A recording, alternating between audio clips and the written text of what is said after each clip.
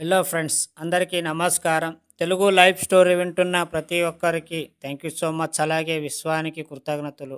Money మంత్ర 2 episode 107. పూర్వజన్మ కృత పుణ్యానం పశుము పత్నిం ఆలయం సుతం గతం జన్మ కర్మాలను బట్టి పైవన్నీ లాభిస్తాయని కర్మం సిద్ధాంతంలో చెప్పబడింది.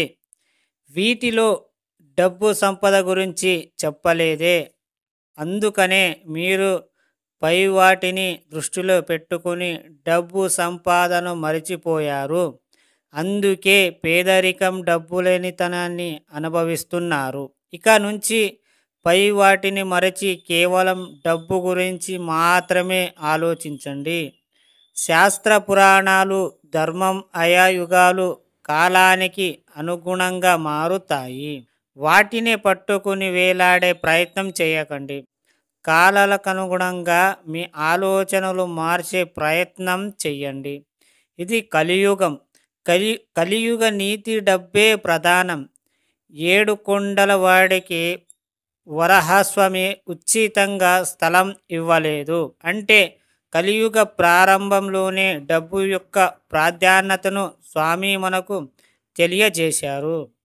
ఎందుకంటే అతను ఈ యుగం వాడే డబ్బుని ముందుగా ప్రేమించండి, ఆరాధించండి, హక్కున చేర్చుకోండి. ఇక నుండి ప్రతి క్షణం మీ జీవితాన్ని డబ్బుతో ముడిపెట్టండి. వీలైనంతగా డబ్బు గురించి మాట్లాడండి. ధనవంతులనే స్నేహం చేయండి. ధనవంతుల గురించి చదవండి, వినండి, చూడండి. డబ్బు, బంగారం, సంపద, ఐశ్వర్య ఈ పదాలను వీలైనంతగా ఉచ్చరించండి. మీరు సులువుగా ధనవంతులుగా మరచిపోవచ్చు. అర్థమయ్యిందా ఫ్రెండ్స్? మీరు కేవలం ఎక్కడున్నా సరే, మీరు ఎవరితో ఉన్నా ఓన్లీ ఒక డబ్బు గురించి ఎవరైతే మాట్లాడుతుంటారో బిజినెస్ మ్యాన్ దగ్గర కూర్చోవాలి ఎక్కువ శాతం. ఎందుకంటే బిజినెస్ మ్యాన్ వాళ్ళు ఎప్పుడు చూసినా డబ్బు గురించే మాట్లాడతారు కాబట్టి. సో మీకు వాళ్ళ దగ్గర కూర్చున్నప్పుడు మీకు అలాంటి ఆలోచనలు మీకు వస్తాయి. నీకు ఒకటి తెలుసా, నువ్వు ఏదైతే వింటావో అదే నీకు ఇస్తుంది. నువ్వు ఏదైతే అనుకుంటావో అదే నీకు చేస్తుంది.